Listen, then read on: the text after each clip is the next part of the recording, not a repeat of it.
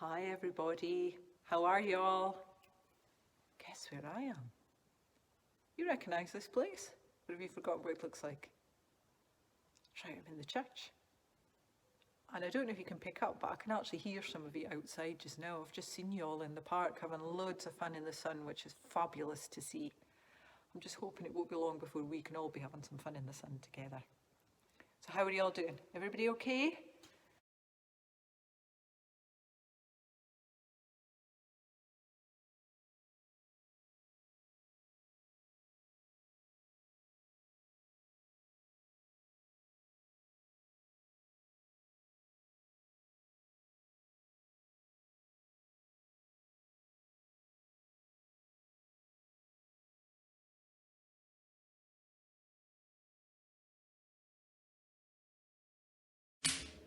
We're going to have a go at having a bowling alley. You can use plastic bottles, you can use toilet roll tubes, you can use Pringles cans. I've actually got some plastic temping bowls, but they're all locked in the manse at the moment, so I can't get to them. So today we are using plastic cups, and Ross is going to demonstrate. Come on, Ross, let's see if we can get them down. Oh wow, look at that. Can you get the last two down? Can you get the last two down? Let's see. Oh! Not bad, Ross, not bad at all. Let's build them all back up again.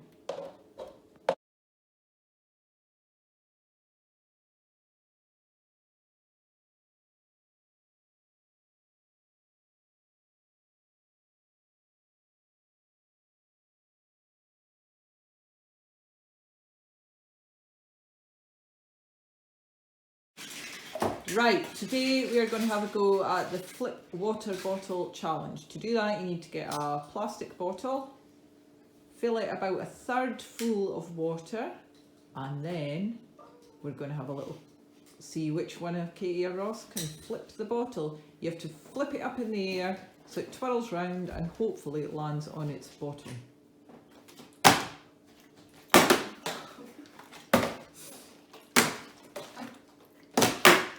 Take a while. Yay! Well done, Ross!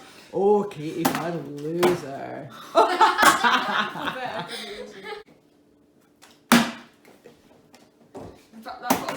Now, I'll just give you a little bit of background here. Katie insisted that Ross took that other bottle because her one was better.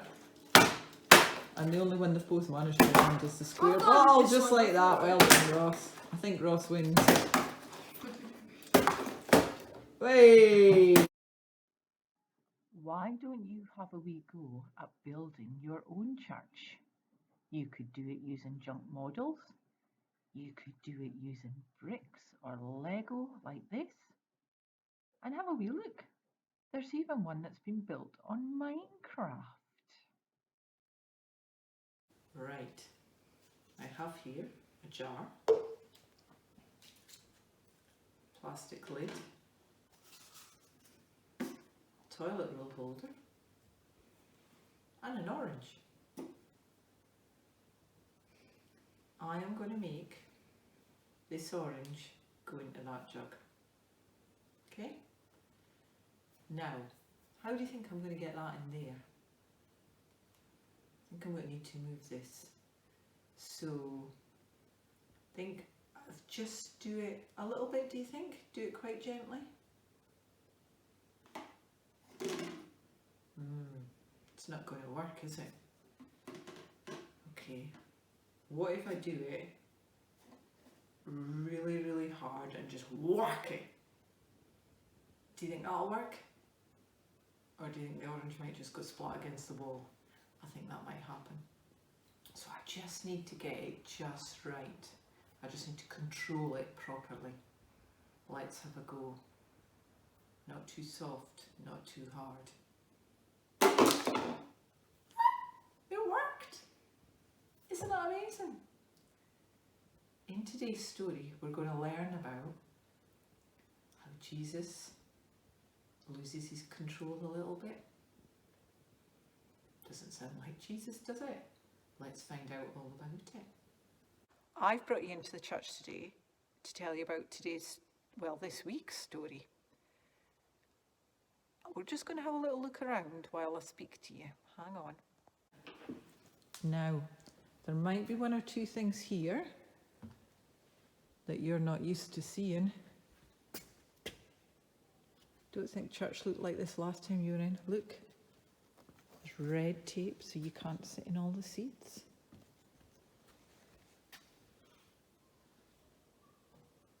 It's all looking a bit different, isn't it?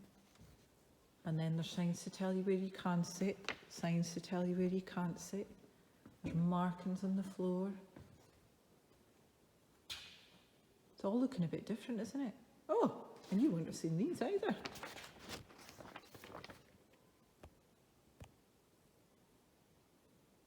Guess what else the church has got now, guys? Wi-Fi.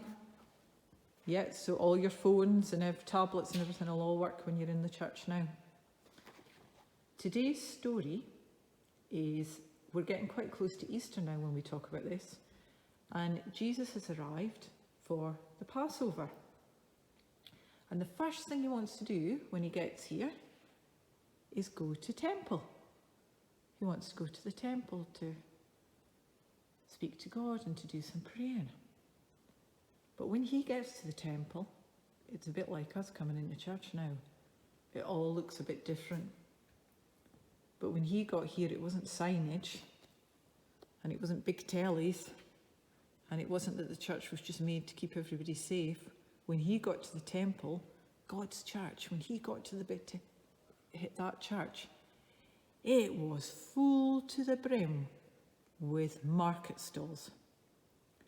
There were men selling cattle and sheep and doves and others sitting at tables changing money. Jesus was absolutely furious. He was enraged. So he started getting hold of all the tables and tipping them over and flinging all the coins away and throwing everybody out. And he got a big whip and started chasing all the animals out of the temple. He was absolutely furious. Jesus was absolutely furious. There was cows running about. Can you imagine the cows running up and down the aisles here? There was sheep running about. There was doves flying about up in the roof. It was chaos. He flung money about everywhere. The tables were overturned. There was chairs and everything. How dare you turn my Father's house into this, into a marketplace? This is a place for prayer. Wow. Bit of a shock, that. We can't imagine gentle and meek Jesus losing his temper like that, can we? But he did. And he was really angry. And with good reason, probably. Can you imagine if you came in here and somebody had destroyed it and damaged it? People in authority were furious with Jesus. What gives you the right to do something like this? What authority do you have? He said, tear down this temple and I will rebuild it in 3 days. 3 days? Don't be so ridiculous. It took years to build this place. I will rebuild the church in 3 days. Now, at the time, that made no sense at all. But we all know a secret, don't we? We know what happened 3 days after Easter. And that's what Jesus was talking about, wasn't it? Rebuilding the church. He would die, and then he would rise again 3 days later. And so the church would be born. But they didn't know that at that time, did they? Nobody could understand what he meant. Could you imagine if you came in to church one day and this place all destroyed? All the pews had been pulled up and the beautiful stained glass windows had been smashed and the pulpit had been destroyed and the communion table. And all the pews had been pulled up and torn. Can you imagine what you would feel like? It would be horrible, wouldn't it? It'd be so sad. But if the building was destroyed, does that mean the church is gone? We'll have to have a think about that one. Let's have a think about what it is being church. People thought the temple was needed to worship God, so sometimes we have a fixed idea of what's needed to be the church. What does church mean to you?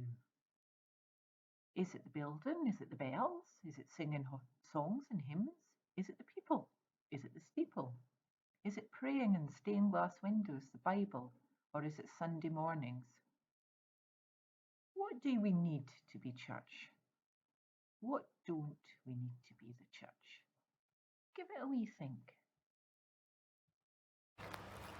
You know, our question about the church brought you somewhere else. Do you recognise this place?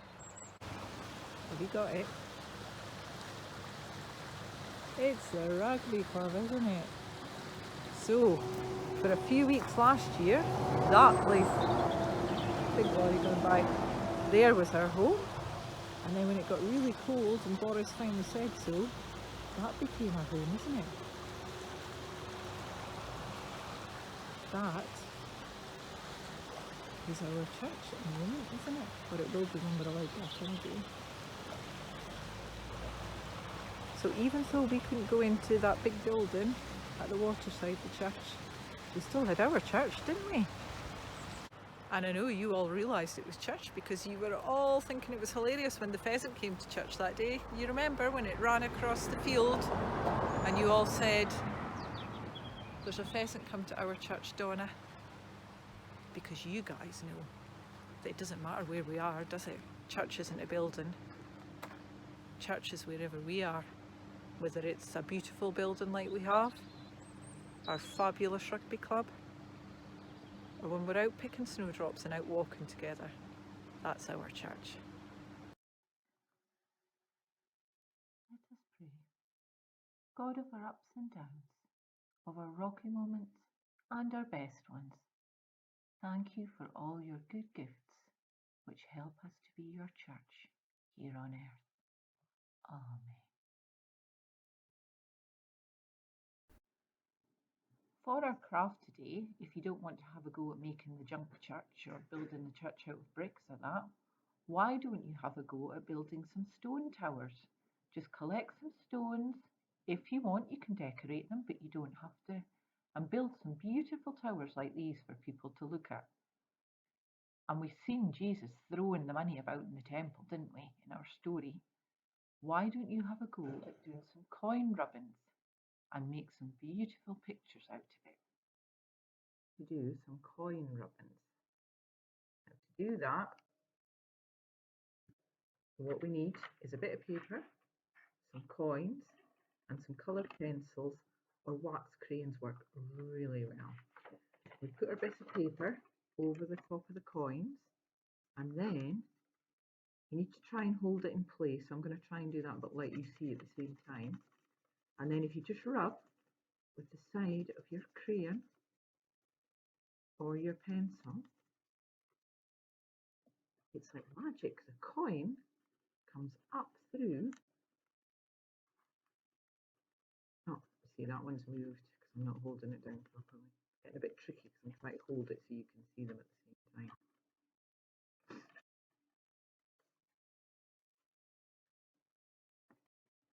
So just with the side of your pen or crayon, well, not pens actually, pens don't work very well, but normal pencils, like your writing pencils that you use for school, they work really well.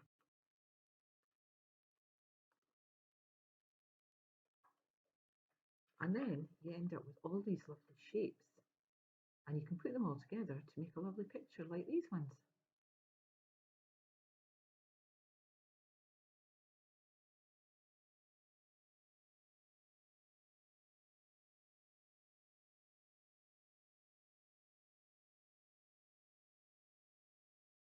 Here's the church, and here's the steeple.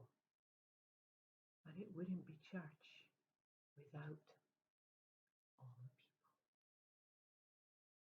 Do you want to have a go at that? Come on then. So put your hands like that and lock your fingers all together. See? And then we just bend down with our knuckles, not too tight, don't want to break fingers. And then with our pointer fingers, we make our steeple. got your church, then your steeple, and then what we do is we turn our hands the other way and up with our fingers because we're all the people. How cool is that? Here's the church and here's the steeple. What good is church without the people? That's it, everyone. That's the end of the lesson for this week. It's been really great to speak to you all again. Next week,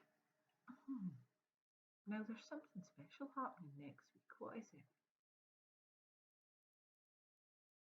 Sure, something special's happening next week.